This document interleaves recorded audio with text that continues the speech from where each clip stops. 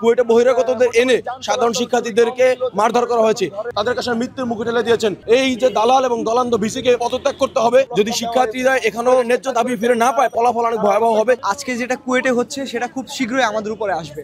শাহবাগ ব্লকের কর্মসূচি মূলত আমাদের ঢাবি, বুয়েট, জগন্নাথ, ঢাকা কলেজ এবং যারা যারা ঢাকা শহরের মধ্যে ছাত্র সমাজ রয়েছে তারা আমাদের এখানে সাহায্য করবেন। এবং আমাদের আজকে রাতের মধ্যে যদি ভিসি স্যার পদত্যাগ না করে থাকেন, তারপর আমরা পরবর্তী কর্মসূচি ঘোষণা করবেন।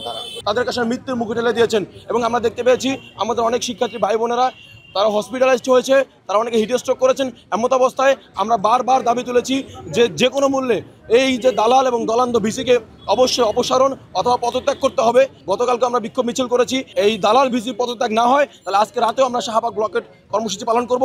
এইটার কোনো যদি সমাধান না হয় তাহলে এইটা অন্যান্য ক্যাম্পাসগুলোতে ঘটে যাবে। দালাল কিছু মানুষের এই যে ব্যক্তি স্বার্থ চরিতার্থ করার জন্য বা অন্য কোনো স্বার্থ হাসিলের জন্য তারা ক্যাম্পাসগুলোকে একটা অস্থিতিশীল পরিস্থিতির দিকে নিয়ে যাচ্ছে এবং তারা একটা নব্য ফ্যাসিবাদের দিকে দেশটাকে নিয়ে যাওয়ার পায়তারা করছে। একটা জ্বলন্ত প্রমাণ পেয়েছি কুয়েটে। আমরা দেখতে পাচ্ছি 5ই আগস্টের পরেও কুয়েটে বহিরাগতদের এনে সাধারণ শিক্ষার্থীদেরকে মারধর করা হয়েছে, তাদেরকে মামলা দেওয়া হয়েছে এবং তারা আসলে নির্দোষ। এবং আমরা তারপরে দেখতে পাই যে এই ভিসিকে রাখার জন্য ঊর্ধ্বতন মহল থেকেও সহযোগিতা করার পায়তারা আমরা শুনতে পাচ্ছি।